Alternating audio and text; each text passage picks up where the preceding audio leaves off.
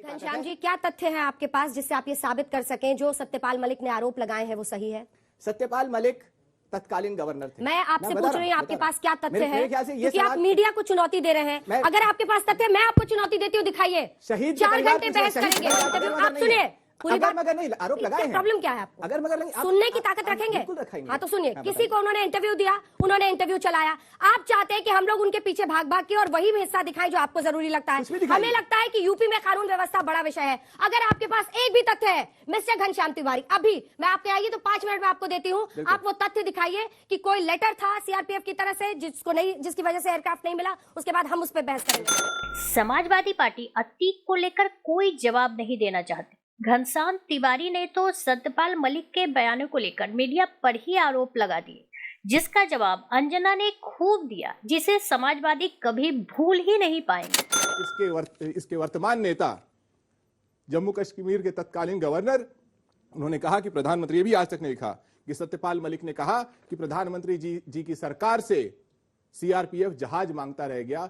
सैकड़ों अपने छुटभैया नेताओं को जहाज देकर 10,000 करोड़ का चुनाव प्रचार कराने वाली भारतीय जनता पार्टी सीआरपीएफ को जहाज नहीं दे पाई, और इसीलिए शहीद के परिवार भी आज इनसे पूछ रहे हैं। तो सत्ता की ताकत यह है कि जो प्रमुख खबरें हैं उसे इस तरीके से दबाया जाए कि कुछ सेंसेशनल चीज उस पर हावी हो। इसीलिए शायद इनका विधायक कह रहा है कि योगी सरकार ने ऊपर पहुंचा दिया। यह है सत्ता की ताकत। तो अगर इन्होंने एयरक्राफ्ट नहीं दिया, अगर इन्होंने माया कुंडानी के लिए गृह मंत्री अपीयर हुए, तो आपका 4 बार टिकट देना विधायकी के लिए और सांसदी के लिए जस्टिफाई हो जाता है? बिल्कुल जस्टिफाई नहीं है। तो आपने सवाल का जवाब ही नहीं दिया साहब। बिल्कुल जवाब दिया। मैंने कहा कि जो अपने आप को संतों की पार्टी बताती है, वो कहती है कि सत्ता की ताकत से कोई ऊपर चढ़ा। तो मैं बताता हूं कितना ऊपर चढ़ा जा सकता है कि एक गर्भवती महिला के पेट को चीर करके, मैं बता रहा हूं सत्ता की ताकत। तो आप ये कह रहे हैं कि आप गुंडों की पार्टी है? क्या कह रहे हैं आप? उनको संतों की पार्टी बता रहे हैं? क्यों बता रहे हैं? इसलिए बता रहा हूं संतों की पार्टी कैसे? आपके सवाल का जवाब मिल गया। मुझे लगता है कि मैं 1 हफ्ते से सवाल का जवाब दे रहा हूं कि आपके मंच पर अब तक पुलवामा पर बहस नहीं हुई,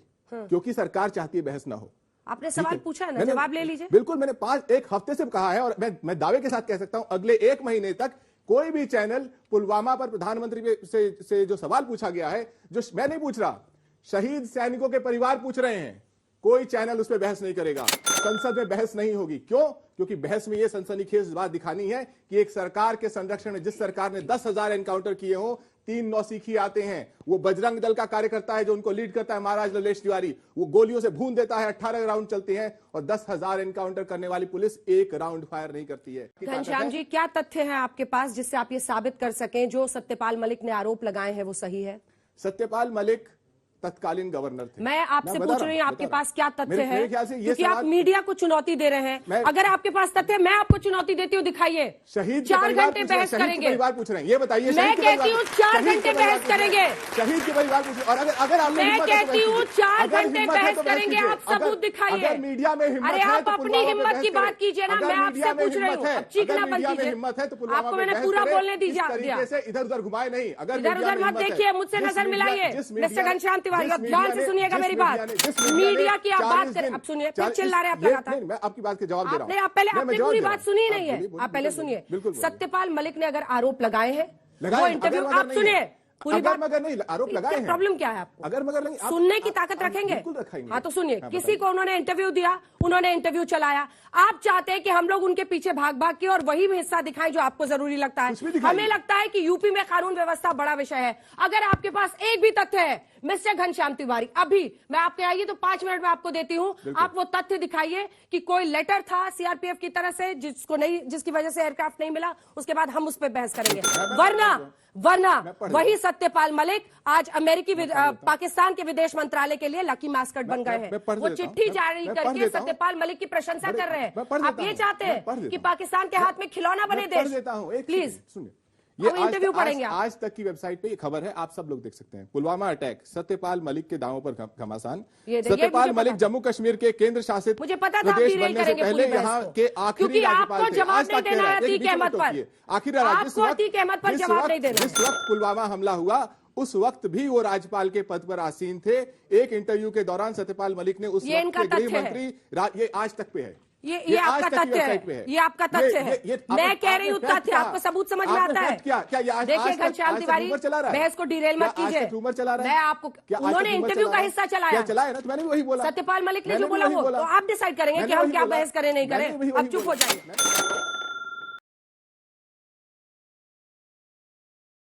माफिया डॉन अतीक अहमद की हत्या के बाद उसकी अपराध की दुनिया से जुड़े हर रोज नए खुलासे हो रहे हैं। अब कहा जा रहा है कि उमेश पाल की हत्या के जरिए अतीक अपने बेटे असद को लॉन्च करना चाहता था। हालांकि इसे लेकर आधिकारिक तौर पे कुछ नहीं कहा गया है, लेकिन अगर योजना यही थी तो असद की कहानी भी अपने पिता से मेल खाती है। अप्रैल के मध्य में ही स्पेशल टास्क फोर्स ने असद का एनकाउंटर कर दिया था। अतीक के कुल 5 बेटों में तीसरे नंबर पर असद है। पाल की हत्या के बाद सामने आए वीडियो में नजर आया कि एक युवक से उतरकर लगातार गोलीबारी करना शुरू कर देता है। कहा जा रहा है कि वो असद ही था जो कथित तौर पर गुलाम मोहम्मद और गुड्डू मुस्लिम के साथ हमला कर रहा था। इससे पहले 20 साल के असद के खिलाफ कोई भी आपराधिक मामला दर्ज नहीं था। इधर दावे ये किए जा रहे हैं कि अतीक और उसके भाई खालिद अजीम उर्फ अशरफ के जेल में होने के चलते असद ही गैंग का मुखिया बना हुआ था। कहा जा रहा है कि असद कानून की पढ़ाई के लिए विदेश जाना चाहता था, लेकिन परिवार के बैकग्राउंड के चलते पासपोर्ट नहीं मिल सका था। घोड़े और रेस का शौकीन को गुस्सैल भी माना जाता था। बात 80 के दशक की है, जब अतीक सियासी की शुरुआती तालीम ले रहा था और उसकी दुश्मनी शौक इलाही उर्फ चांद बाबा से हो गई थी। वह सब्जी मंडी क्षेत्र का सांसद रह चुका था। अब विधानसभा चुनाव के दौरान दोनों एक दूसरे के आमने सामने थे, लेकिन एक शाम दोनों का आमना सामना हुआ और बम गोलियों के बीच चांद बाबा मारा गया। इस हत्या का आरोप अतीक पर लगा। इस डिबेट को लेकर आपकी क्या राय है, हमें जरूर बताएं। हमारे साथ जुड़े रहने के लिए चैनल को लाइक एंड सब्सक्राइब करना ना भूलें।